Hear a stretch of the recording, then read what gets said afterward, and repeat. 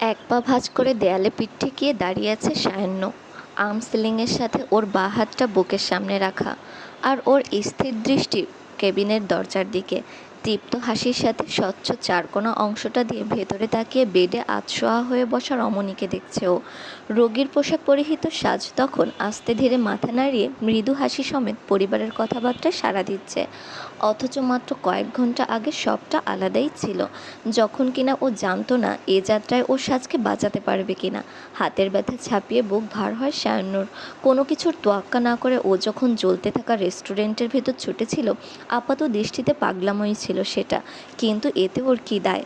আহির তোয়ালের সাথে আসা চুরির টুকরো দেখে হেসেছিল না ও, নাইবা আগুনের লেলিহান শিখা পেরিয়ে দোতলায় পৌঁছানোর পর ও হেসেছিল। কালো ধোঁয়ার মাঝে কাশতে কাশতে ছুটতে ছুটতে সাজের হাটটা দেখেছিল সায়ান্ন।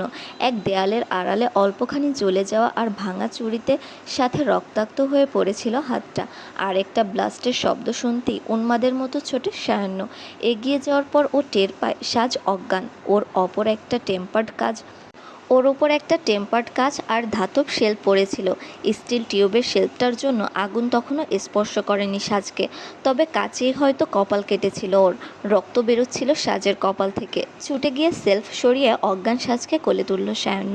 এরপর ও কিভাবে বাইরে বেরিয়েছে তাও নিজেও জানে না। ব্যাস জানে যেদিক দিয়ে ঢুকেছিল সেদিক দিয়ে ফিরতে পারেনি। সাজকে সরানোর পরপরই একাধারে অনেকগুলো বিস্ফোরণ আর ধ্বংস ছিল সেদিকের দেওয়ালে। মৃত্যুর দিকে ছোটার আগে একবারও ভাবলে না? সায়ান্ন মুচকি হাসল। দেয়ালে ঠেকানো পা নামিয়ে মাসপিকের দিক ফিরল। বোনের চিন্তায় দিশেহারা হয়ে গিয়েছিল এ ছেলেটাও। সায়ান্ন বলল, আমাকে তুমি চেনোই নি মাসপিক তালুকদার। না ভেবে আর যাই করে মরে যাওয়াকে চোচ করার মতো ছেলে আমি নই। কিন্তু করেছে তো সেটাই, জেনে বুঝে আগুনের ভেতর ছুটেছিলে। যা খুশি হয়ে যেতে পারতো তোমার সাথে। ভেতরে গেলে মরে যেতাম, তখন তোমার পয়েন্ট অফ ভিউ হয়তো এমন ছিল, কিন্তু আমারটা এমন ছিল না। আমারটা এর উল্টোটা ছিল। চুরির টুকরো দেখার ওই মুহূর্তে রেস্টুরেন্টের বাইরের মুক্ত বাতাসে আমার কাছে অক্সিজেন শূন্য লাগছিল, বিষাক্ত লাগছিল। আমি বরং আগুনের ভেতর না ছুটলেই মরে যেতাম। অতি স্বাচ্ছন্দ্যে জবাব দিল সায়ান্ন। মাসফিক ভাষাহীন হয়ে চেয়ে রইল ওর দিকে। ওই ভয়াবহ আগুনে তরতাজা 12টি প্রাণ শেষ হয়ে গেলেও সাজের আঘাত অনেক বেশি ছিল না। থাকার মধ্যে ছিল শেল্ফ পরে গোড়ালিতে একটা ফ্র্যাকচার, কাছে কপালে একটু গভীর আর শরীরে কিছু ছোটোখাটো জখম, কাচের চুড়িতে হাতে কাটা ছেঁড়া, আর আহিকে ভেন্টিলেটর দিয়ে বের করানোর সময় হাতের কবজির ওপর দিকে কিছুটা জ্বলে যাওয়া। সে তুলনায় বেশি পড়েছিল সায়ান্ন। ওর কাঁধের শার্ট ইতোমধ্যেই পোড়া ছিল। সাজকে আনতে যাবার সময়ও আরও বেশ কিছু জায়গায় আগুনে জ্বলে গিয়েছিল। হাতের আঘাতটা সায়ান্ন কখন পেয়েছে তাও নিজেও জানে না। অথচ তবুও এই ছেলেটা এতগুলো ঘন্টা হলো এখান থেকে সরেনি। ডাক্তার দাঁড়ানোর ওপরেই ব্যান্ডেজ করে দিয়ে গেছে ওকে। হামিদ পরিবার এসেছিল জায়গাটায়, কিন্তু সায়ান্ন রাতে থাকতে দেয়নি তাদের। সবটা ভেবে মাসফিকের গলা ধরে আসে, ভারী আওয়াজে বলল, ভেতরে যাও সায়ান্ন, দেখা করে আসো সাজের সাথে। ও হয়তো কমফোর্টেবল হবে না। একদণ্ড আটকে থেকে মাথা নিচু করে হেসে ফেলল মাসফিক। একটু সময় নিয়ে হাসি কমিয়ে পুনরায় মাথা তুলে বলল, সাজকে রিলিজ করে দেবে আজই। আঙ্কেল আন্টিকে নিয়ে তাহলে একেবারে তালুকদার নিবাস চলে এসো। গার্ডিয়ান ডেকে সাজকে বাঁচানোর পুরস্কার দিতে চাইছো নাকি? হুম, আমাদের চেয়েও বেশি আগলে রাখবে সাজকে এমন একটা মানুষ উপহার দিতে চাইছি। সায়ান্ন এবার নিচের ঠোঁট কামড়ে ধরে হেসে ফেলল। মাসফিকের থেকে এই প্রথমবার দৃষ্টি নত করল। অবাক হয়ে ওকে চোখ নামাতে দেখল মাসফিক। যে ছেলেটাকে এতদিন ও কেবল অপছন্দই করে গেছে, সে ছেলে আজ ওর বোনকে পাওয়ার সুখে কাঁদতে চলেছিল। ওর সামনে প্রথমবারের মতো দৃষ্টি নামিয়ে মূলত সেই সুখের অশ্রুকেই আড়াল করল সে। ঘোমটার নিচ থেকেও চোরা চোখে সামনের জনকে দেখছে সাজ। ওর সামনে বসা সায়ান্ন তখন সূক্ষ্ম চোখে ওর হাতের মেহেদিতে নিজের নাম খুঁজতে ব্যস্ত। তার পরনে সাদা পাঞ্জাবি পায়জামা, ওপরের কালচে খয়েরি কোটিটা খুলে বিছানায় রেখেছে সে। মানব ওর হাত থেকে চোখ তুলছেই না, যার ফলে তাকে দেখতে আপাতত লজ্জা লাগার কথা না সাজের। তবুও আড়ষ্ঠতায় পুরোদমে জড়ানো ছিল ওর চোখ। খুঁটিয়ে খুঁটিয়ে সাজের 2 হাতের 2 তালুর মেহেদি দেখার পর পরাজিত সৈন্যের মতো হাল ছাড়ল সায়ান্ন। হাত নামিয়ে হতাশা নিয়ে বলল, এখানে তো নেই আমার নাম। নিঃশব্দে হেসে ফেলল সাজ। টের পেয়ে সায়ান্নর মুখের দিকে তাকালো। সায়ান্নর সাজে লেখা সীমান্য বিশিষ্ট টকটকে লাল বউ ওড়নার নিচে এক নির্মল স্নিগ্ধ হাসি মুখ। সায়ান্নর চেহারার সব হতাশা গায়েব হয়ে ভর করে রাজ্যের মুগ্ধতা। বাঙাল ভাজে পরা লাল বেনারসিতে ওর সামনে বসা রমণী নিঃসন্দেহে ওর দেখা সবচেয়ে সুন্দর রমণী। একটা দম নিল সায়ান্ন, বলল, কি চাইছো সাজ? এই মেহেদিতে নিজের নাম খুঁজতে খুঁজতেই আমি আজকের রাতটা কাবার করে দিই। সাজ হাঁটুতে থুতনি ঠেকালো, যেন কিছু শোনেই নিও। মাথা দুলিয়ে সায়ান্ন আবারও মেহেদিতে নিজের নাম খোঁজায় মনোযোগী হলো। বিড়বিড়িয়ে বলল, এই মেহেদিতে নাম খোঁজার নিয়ম বানিয়েছে কে? কাল সকালে আমার প্রথম কাজ হবে তার ওই মেহেদি আর্টিস্টের এগেনস্টে কেস করা, ফাউল। সাজ এবার শব্দ করে হেসে ফেলল। সায়ান্ন আবারও এক পলক ওকে দেখে নিজের মতো ব্যস্ত হয়ে গেল। বেশ অনেকটা সময় খোঁজাখুঁজির পর সাজের বাঁ হাতের অনামিকা আঙুলের পাশে নিজের নামকে খুঁজে পেল। আংটির কিছুটা ওপরেই বাঁকানো হরফে সায়ান্ন লেখা। সায়ান্নর চোখ খুশিতে চকচক করে উঠতে দেখে সাজও শির দ্বারা সোজা করে বসলো, কিন্তু নামটার ওপর সায়ান্নর ঠোঁট ছোঁয়াতেই চোখ বন্ধ করে নিল। কানে আসে, নাম তো পেয়ে গেলাম, এবার ঘোমটা তোলার অনুমতি আছে? সাজ কেবল চোখ মেলল, তবে সায়ান্নর দিকে তাকালো না। হ্যাঁ সূচক জবাবে মাথা ওপর নিচ করলো। সায়ান্ন ওর মাথা থেকে বউওড়না নামায়। চুড়ি, দুল, নথ আর গলায় আটকানো হার। সাজের সাজগোজে এর বাইরে কোনো বাড়তি গহনা ছিল না। বেনারসি শাড়িটাও ভাঙা ভাঁজে পরানো হয়েছিল ওকে। বেশ কিছুক্ষণ চুপচাপ সাজকে দেখার পর বিছানায় রাখা একটা গহনার বক্স হাতে নিল সায়ান্ন।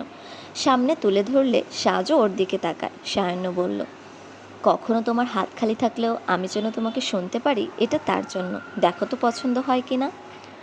সাজ বক্সটা হাতে নিল। ভেতরে নূপুর ছিল এক জোড়া, সরু তবে শৌখিন ডিজাইনের। সায়ান্নকে দেখলো, সে মাথা নাড়িয়ে আবারও শোধাচ্ছে পছন্দ হয়েছে কিনা। মাথা নেড়ে হ্যাঁ সূচক জবাব দেয় সাজ। সায়ান্ন খুশি মনে ওর হাত থেকে নিয়ে নিল বক্সটা। একটু পিছিয়ে বসে নূপুর জোড়া বের করলো, অতপর হাত বাড়ালো সাজের পায়ের দিকে। কিছুটা চমকে উঠে সাজ পা বাড়িয়ে ধরে গুটিয়ে গেল। থেমে গিয়ে ওর মুখের দিকে চেয়ে সায়ান্ন বলল, কি হলো? আমাকে দিন, আমি পড়ছি। আমি পড়ালে কি সমস্যা? কোনো সমস্যা নেই, কিন্তু সাজের ইশারা শেষ হয় না, তার আগেই ওর পা ধরল সায়ান্ন। নিজের ওরুর ওপর তুলে তাতে পরিয়ে দিল নূপুরটা। নির্বাক হয়ে ওর কর্মকাণ্ড দেখল সাজ। সায়ান্ন হাসি মুখে বলল, অনেক খুঁজে এই ডিজাইনটা পছন্দ করেছিলাম, সুন্দর মানিয়েছে তোমার পায়ে। সাজের ভেতর থেকে ছোট্ট একটা শ্বাস বেরোয়। বলার আর কিছুই ছিল না ওর, কেননা ও বুঝে গেছে ওর আড়ষ্টতা বরাবরের মতো আজও সামনের জনের কাছে গুরুত্ব পাবে না। হুট করেই ফুলের ঝাড়লের একটা গোলাপ টান মেরে ছেড়ে ফেলল সায়ান্ন। গোলাপটা সাজকে বাড়িয়ে দিয়ে বলল, আই লাভ ইউ। সায়ান্ন সাজের দিক চেয়েছিল, তবে সাজের চোখ যায় ওর পেছনে। মাঝখানের ফুল ছিঁড়ে ফেলায় বিছানার প্রান্ত অবধি আটকানো ঝাড়লের এক পাশের ফুল এবার বিছানায় ঝুলছিল। এই লোকটাকে একটু ঠিকঠাকভাবে ভালোবাসি বলতে পারে না। পুনরায় সায়ান্নর দিক তাকালে সে বলল, সেদিন কিছু বলনি, মেনেছে। আজকে আর দেরি করো না প্লিজ। গোলাপটা নিয়ে আমাকে একটু গ্রিন সিগন্যাল দাও, একটু আদর করি তোমাকে। তোমাকে চুমু খাবো বলে সারাদিনে একটা সিগারেটও খাইনি। কি স্বীকারোক্তি ছিল! সততার শতভাগ দিয়ে স্বীকারোক্তি দিয়েছিল সায়ান্ন হামিদ, কিন্তু ওর সে স্বীকারোক্তিতে সাজ খুশি হলো না। সেকেন্ড পাঁচেক শক্তপোক্ত চোখে চেয়ে থেকে আকস্মাৎ পাশ থেকে বালিশ তুলে সায়ান্নকে বাড়ি লাগালো। কোনো মতে সেটাকে ধরে ফেললো সায়ান্ন। সাজ ক্ষিপ্ত ভঙ্গিতে বোঝালো, তার মানে আপনি সিগারেট ছাড়েননি? কি বলেছিলাম, সকাল বিকাল তোমার চুমু পেলে সিগারেট ছেড়ে দেব। এতদিন চুমু দিয়েছো তুমি যে আমি সিগারেট ছাড়বো? ফ্যালফ্যাল করে সায়ান্নর মুখের দিক চেয়ে রইল সাজ। এমন সোজা স্পষ্ট জবাবের বিপরীতে কি বলবে ভেবে পেল না। সায়ান্ন ওর হাত থেকে বালিশটা ছাড়ালো, তারপর সেটাকে অতি যত্নে বিছানায় রাখলো। কিঞ্চিত কুঁচকে যাওয়া বালিশটায় হাত বুলিয়ে সেটাতে সমতল করলো। ভ্রু কুঁচকে ওর কাজকর্ম দেখলো সাজ। সায়ান্ন বালিশ ঠিক করা শেষে আবারও গোলাপটা ওর সামনে ধরে বলল, হ্যাঁ, তো তুমি কি ফুলটা নেবে, নাকি আমি বেলকনিতে গিয়ে সিগারেট ধরাবো? রীতিমতো ছোঁ মেরে ওর হাত থেকে গোলাপটা নিয়ে নিল সাজ। চোখ দিয়ে শাসনের সাথে সবে আঙুল উঁচিয়ে শাসাতে যাবে, তার আগেই ও থামতে বাধ্য হয়। সায়ান্ন হামিদের ঠোঁটের গাঢ় স্পর্শ অতি সহসাই ওর ঠোঁট দখলে নিয়েছিল। এক চুল নড়াচড়ার ক্ষমতা ছিল না সাজের। চোখ খিচে বন্ধ করে নিজের বাড়তি হৃস্পন্দন শুনছিল ও। সায়ান্ন ওর দুগাল ধরেছিল। সময় নিয়ে সরে এসে সাজের বন্ধ চোখ জোড়া দেখল ও। গাঢ় আজে বলল, ভালোবাসো সাজ? সাজ চোখ মেলেনি, তবে মাথা ওপর নিচ করে হ্যাঁ সূচক জবাব দিয়েছিল। সায়ান্নর বুক জুড়ে যেন শান্তি বয়ে যায় সে জবাবে।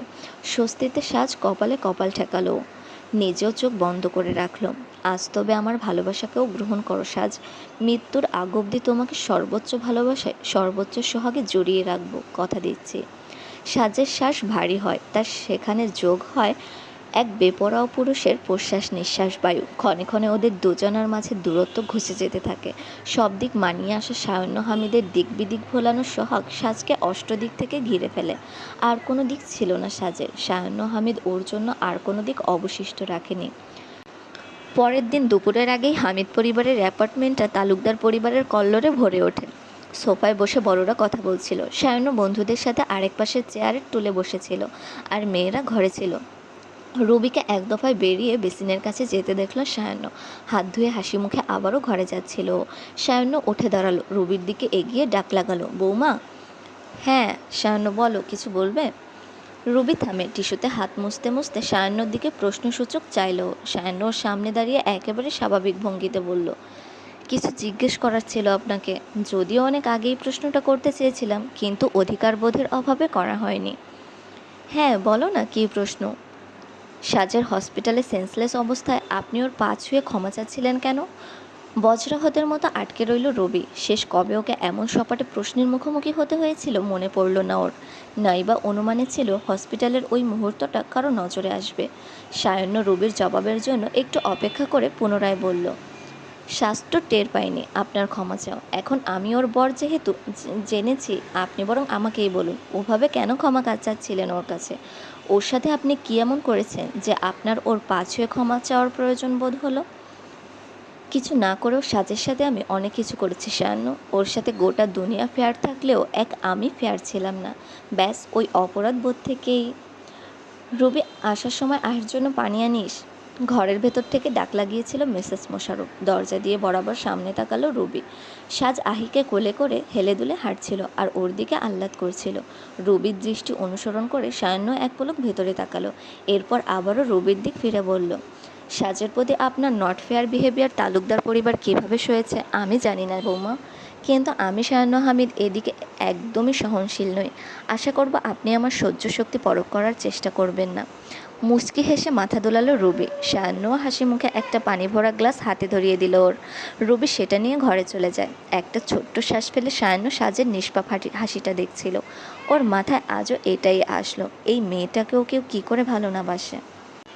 ড্রয়িং রুমের একপাশে দিবা ওর বান্ধবী দুটোর সাথে দাঁড়িয়েছিল। অভ্র একটা কাটা আপেলের হাফ প্লেট হাতে করে ওদের সাথে দাঁড়ালো।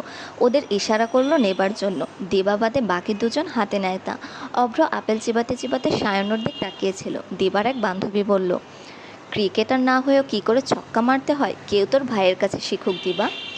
সব দিক সামলে ঠিক বিয়ে করে নিল সাজ ভাবিকে। জোস ভাই জোস। তুমি কি বলো অভ্র, ভাইয়াকে ট্রেনিং সেন্টার খুলতে বলবো? অভ্রর কাশি উঠে যায়। তাড়াহুড়া করে প্লেটটা দিবাকে ধরিয়ে দিয়ে সরে গেল। দিবারা তিনজনে শব্দ করে হেসে ফেলল ওর অবস্থা দেখে। অভ্র পানির গোটা গ্লাস শেষ করে তখন মাসপিকের কাছে গিয়ে বসেছে। গলা ঝাড়ার চেষ্টা করছিল। মনে মনে বলতে লাগলো, এই বোন ভাই দুটোই এক, কেউ ওকে শান্তিতে দমও নিতে দেয় না। গলা ছাড়ার শব্দে মাসপিক বিরক্ত হয়ে ছোট ভাইয়ের দিকে তাকালো। ধপ করে অভ্রকে চাটি লাগিয়ে দিল। মাথা ধরে বিস্ময়ে ভাইয়ের দিকে তাকালো অভ্র। মাসপিক ইশারায় বলল, সরে গিয়ে কাশতে। এখানেও শান্তি মেলে না অভ্রর। মাথায় হাত বুলাতে বুলাতে গাল ফুলিয়ে সরে গেল। মাসপিক পুনরায় মূল দরজার দিকে তাকায়। সেখানে প্রধান অতিথির মতো সুজি আয়েসে শুয়ে আছে। কুর্তা জিন্স পরিহিত এক রমণী বেশ অনেকক্ষণ হলো ফোন কানে ধরে কথা বলছে, আর মাঝে মধ্যে সুজির মাথায় 3 আঙুলের ডগায় আদর করছে। তোফায়েলের সাথে বসে জুসের গ্লাসে চুমুক দিতে দিতে মাসপিকের এই হাবভাবই দেখছিল সায়ান্ন। আর একটা গ্লাস হাতে নিয়ে মাসপিকের দিকে এগিয়ে আসলো। তবে ওর আগমনে মাসপিক টের পায়নি। সায়ান্ন নিজেও দরজার দিকে তাকিয়ে গ্লাসে একটা চুমুক দিয়ে বলল, নিশা চৌধুরী, রেডিও মাস্তির এডিটর। হকচকিত হয়ে পাশে তাকালো মাসপিক। সায়ান্ন একেবারে স্বাভাবিক ভঙ্গিমা, সামনে জুসের গ্লাস। হতভম্ব মাসপিক বুঝলো না কি বলবে কি করবে। সায়ান্ন পাশ থেকে তোফায়েল খ্যাক করে হেসে বলল, ভালো মেয়ে বস, বেশ ভালো মেয়ে। আপাতত কোনো কমিটমেন্ট নেই। বাপ একটু বড় লোক, তবে সমস্যা নেই। মেয়ে স্ট্রং, সেলফ ইন্ডিপেন্ডেন্ট ওমেন হওয়ার প্রেফার করে। মাসপিক শূন্য মস্তিষ্কে চেয়ে রইল কেবল। সায়ান্ন হেসে ওর হাতে জুসের গ্লাস ধরিয়ে দিল। তারপর ওর কাঁধে হাত রেখে বলল, চিল ব্রো, তুমি আমার লাইনে কালো বিড়াল হয়েছিলে, আমি না হয় তোমার লাইন সাফ করে দিই। আর আমি সায়ান্ন যখন দায়িত্ব নিচ্ছি, you need not to worry at all. Chowdhury madam তোমারই। মুখ কিঞ্চিত ধা করে সায়ান্নর দিক চেয়েছিল মাসপিক, কিন্তু সায়ন্নর ভাবান্তর নেই। মাসফিক হাতের গ্লাসটা মুখ অব্দি তুলল। সায়ন্য যা বুঝিয়েছে তা মাথায় বসাতে চায় না ও। তবে ও যা বলছে সেটা হজম করার জন্য এই জুসটুকু গেলার প্রয়োজন বোধ হচ্ছে ওর। এই ও স্ট্রং ইন্ডিপেন্ডেন্ট ওমেন ওর জীবনে আসার আগেই ওর গলা শুকিয়ে গেছে। আপাতত মাসফিকের গলা ভেজানো দরকার।